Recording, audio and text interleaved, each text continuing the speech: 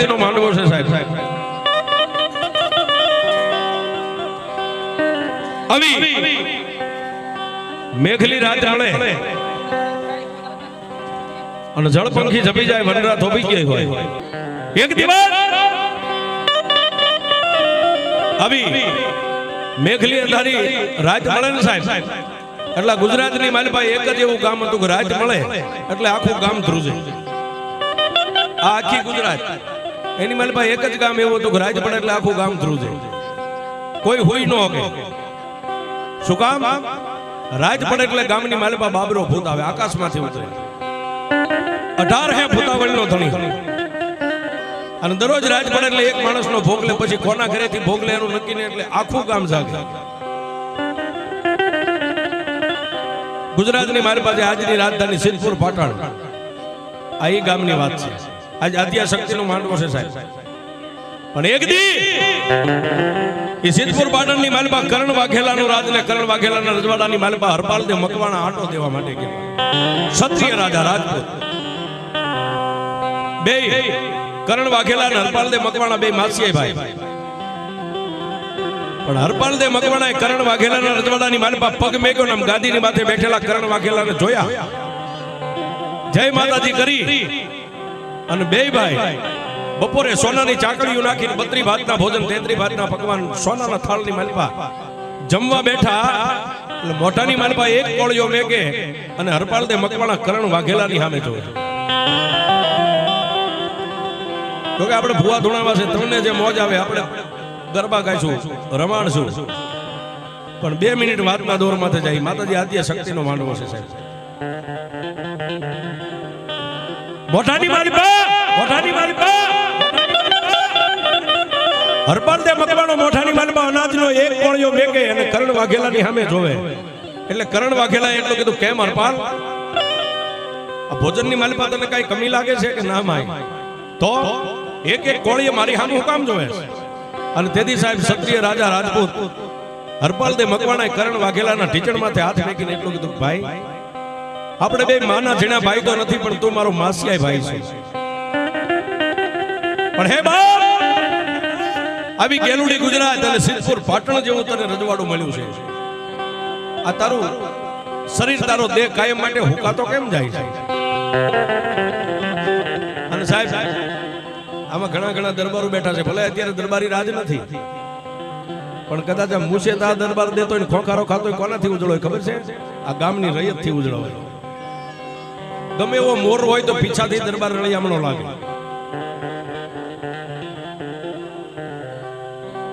અને તેથી હરપાલ દે મકવાણા અને કરણ વાઘેલાએ એના ઢીચણમાંથી હાથ મૂકીને એટલું કીધું, ભાઈ આ દુનિયાની માલપા મારી માથે જેટલું દુઃખ છે ને એટલું દુનિયામાં આખી ગુજરાતમાં કોઈ રજવાડાની માલપા દુઃખ નહીં હોય. અને એ વખતે દરબારી રાજ હતા, એ સમયની વાત છે.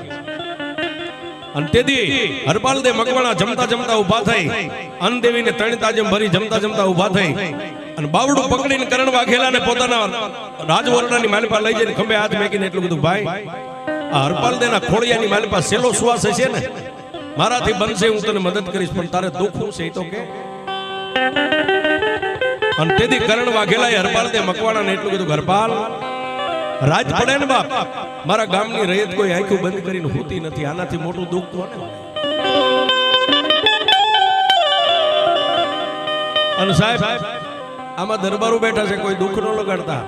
કોઈને 24 હતી, કોઈને 1875, કોઈને 24 ગામડા હતા. આપણે એને દરબાર કહી, પણ દરબાર નહીં, રૈયતના પટ્ટાવાળા હતા. 24 ગામડાનું એને ધ્યાન રાખવાનું હોય છે. અત્યારે પંચાયતમાં જેમ પટ્ટાવાળા હોય ને, એમાં દરબારોને આપણે રાજા કહી, પણ એના મનની માલપા એવું નહીં કે હું દરબાર છું. સાહેબ આપણે આપણા એક ઘરની વ્યાધિ હોય, એને 24 ગામડાની વ્યાધિ હતી.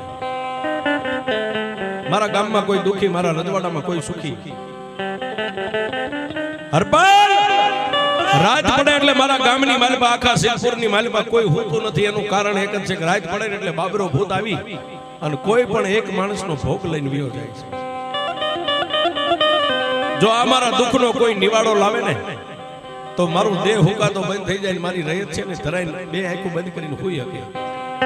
પણ સાહેબ આટલી જ દુઃખની વાત હરપાલ દેના કાને પડી ને, હરપાલ દે મકવાણો ક્ષત્રિય રાજા રાજપૂત જેના શસ્ત્ર રૂવાડા બેઠા થઈ ગયા.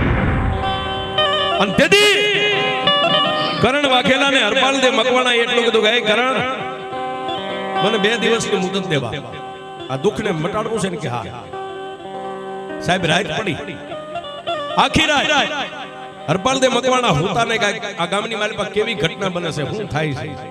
પણ સાહેબ રાતના 1 વાગ્યા ને 18 હે ભૂતાવળનો ધણી આકાશમાંથી બાબરો ભૂત એ સિદ્ધપુરના ચોકની મારી પાસે ઉતર્યો. એક માણસનો ભોગ લઈને બાબરો ભૂત પાછો આકાશમાં વિયો ગયો. પણ હરપાલ દે મકવાણા વાતને ઘટક દઈને પોતાના કોઠામાં ઉતારી લીધી કે આ દુઃખનો નિવાડો કેમ કરાવો. બીજો દિવસ ઉગ્યો.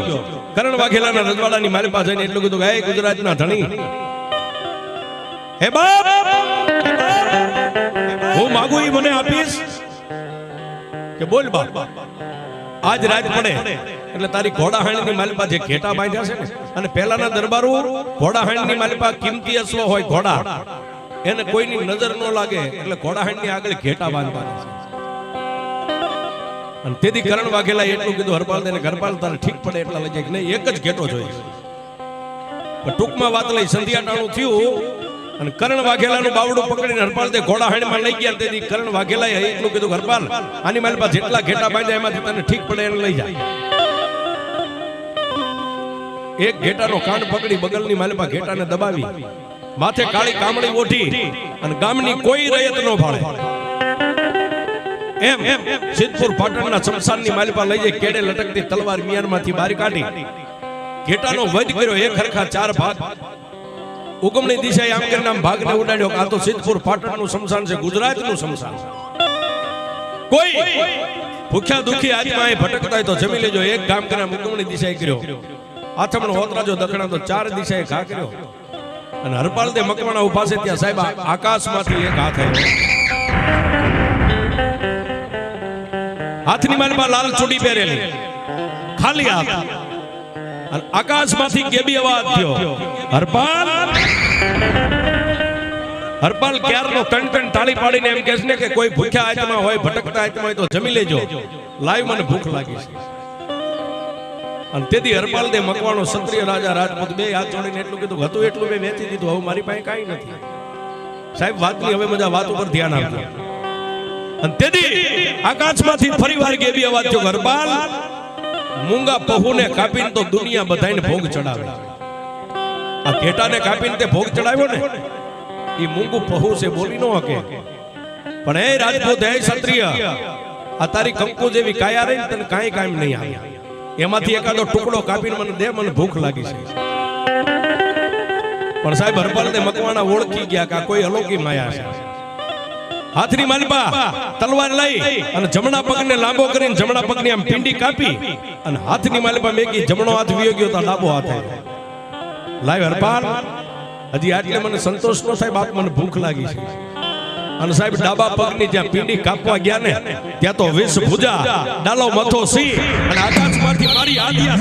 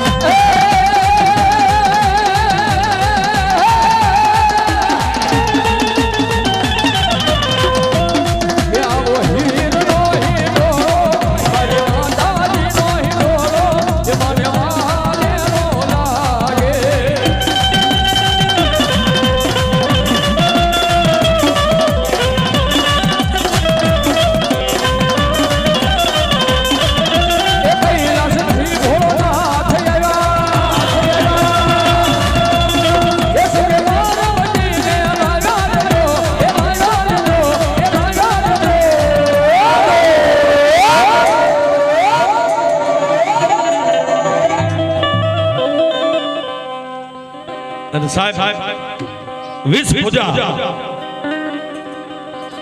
પૂજા ડાલા માથા સિંહની માથે અસવાર થઈ અને આકાશમાંથી મારી આદિયા શક્તિ સિદ્ધપુર પાટણના સ્મશાનમાં હરપાલ દે મકવાણાના પ્રથમ પહેલા માતાજી ન્યા મળ્યા. તેથી મારી આદિયા શક્તિએ 20 ભુજાને ફેલાવીને એટલું કીધું કે હે હરપાલ, હે સાત્રિય, હે રાજપૂત, માગી લે બાપ. માગી લે એટલો શબ્દ કર્યો ને બાપ હાથમાં ગાળા ચંડી તલવાર હતી, તલવાર પડી ગઈ હરપાલ દે મકવાણા ઢીસણ વાળી અને બે હાથને ફેલાવીને એટલું કીધું કે હે દેવી શક્તિ, આપ કોણ છો બાપ? અને તેથી મારી આદિયા શક્તિ એટલું કીધું હરપાલ, હું તારો બાપ જે કેહર દે મકવાણો હતો ને એની માં છો બાપ, તારા કુળ ગોત્રની માં આદિયા શક્તિ છો, માગી લે. અને તેથી હરપાલ દે મકવાણાએ સાહેબ પોતાની માટે કાઈ ન માગ્યું, એને એટલું જ કીધું કે માં આ સિદ્ધપુર પાટણ રહ્યું ને રાત પડે એટલે આખું ગામ જાગે છે, કોઈ હકે નીંદર નથી કરી. આ ગામની માલપા બાબરો ભૂત આવીને દરરોજ એક માણસનો ભોગ લઈને વહી જાય છે. મારી આ દુઃખનો કઈક નિવાડો આવે એવું કઈક મારી આદિયા શક્તિ કરીને. તેથી હરપાલ દે મકવાણાની તલવાર ધરતી ઉપર પડી ગઈ હતી ને, ભગવતી શક્તિના હાથમાં તલવાર હતી, ઈ ભગવતી હાથો હાથ આપી લે બાપ. હરપાલ, હરપાલ આ તલવાર લે અને કાલની રાત પડે ને કદાચ બાબરો ભૂત અહીંયા આવે ને એટલે બાબરા ભૂતને એટલું કહેજે કે તું ખરેખર બાબરો ભૂત હોય ને તો એકવાર મને હરાવી દે, મારી યાર યુદ્ધ કર, મને હરાવી દે તો તું કેમ હું કરીશ. આટલો જેને ટકોર કરીશ ને એટલે બાબરો ભૂત તારી સામે બાજવા માટે દોટ વેચ છે, બે બથો બચ બાજજો. પણ મારી બાબરા ભૂતની હારે હું બાજી શકું કે હા હું શક્તિ તારી ભુજાની માલિપા એટલું પરિબળ શક્તિ આપીશ કે તું બાબરા ભૂતથી હારીશ નહીં. અને બાપ આખી રાત બાજો વેલું ભડકડું 5 નો ટાઈમ થાય અને હું આદ્ય શક્તિ આકાશમાંથી ગેબી અવાજ કરું, હરપાલ દે હવે વાર કર. એટલે મારી દીધેલી તલવાર રહીને મારું નામ લઈને તલવારનો ઝાટકો માર અને જો બાબરા ભૂતનો ચોટલો કાપી લો તું આદ્ય શક્તિ.